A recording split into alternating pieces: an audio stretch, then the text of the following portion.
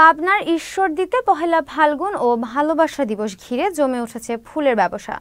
প্রকৃতিতে বিরাজ করছে বসন্তের বার্তা। ফাগুনের প্রথম দিনে বাসন্তী সাজে সেজেছে তরুণ তরুণীরা। এবার পহেলা ফাগুনের সাথে যুক্ত হয়েছে ভালোবাসা দিবস। এ যেন বসন্তের পূর্ণতা। ফুলে ফুলে ভরে উঠেছে চারদিক, গাছে গাছে নতুন পাতা আর কুহু কুহু ধ্বনিতে ডাকছে কোকিল। এজন্য পাবনার ঈশ্বরদীতে ফুল ব্যবসায়ীদের ব্যাপক প্রস্তুতিতে জমতে শুরু করেছে ফুলের ব্যবসা। ভিড় করেছেন ফুলপ্রেমীরা। তবে ফুলপ্রেমীদের অভিযোগ, গত বছরের তুলনায় এবার ফুলের দাম বেশি। ব্যবসায়ীরা জানান, এবার ভালোবাসা দিবসের সাথে ফাগুন যুক্ত হয়েছে, তাই ফুলের চাহিদা বেশি।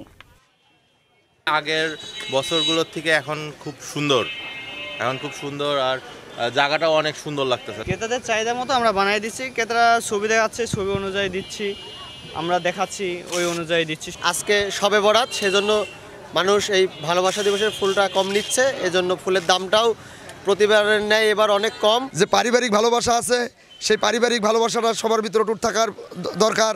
এই লালাতুল বরাতেও সেই ভালোবাসাকে অক্ষুণ্ণ রাখা যায়।